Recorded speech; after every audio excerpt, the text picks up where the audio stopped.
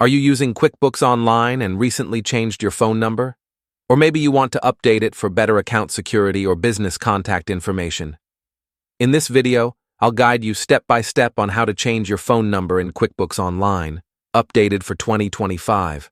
Whether you're a small business owner, an accountant, or just starting out, this process is quick and easy once you know where to look.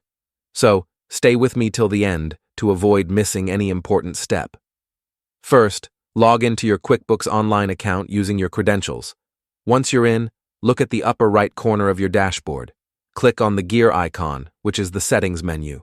From there, select Account and Settings. This is where you can manage most of your account details, including your company information, billing, and of course, your contact details. Now, on the left-hand menu, click Company. Here, you'll find your company name, email, and phone number.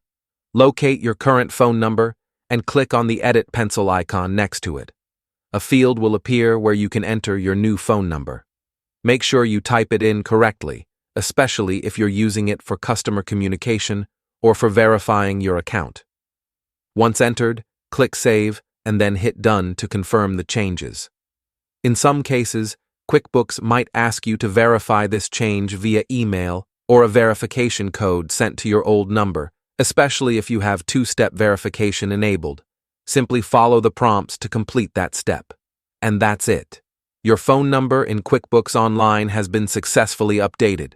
This ensures that your business contacts stay up to date, and it also helps with account recovery if needed. And there you have it. Changing your phone number in QuickBooks Online is that simple.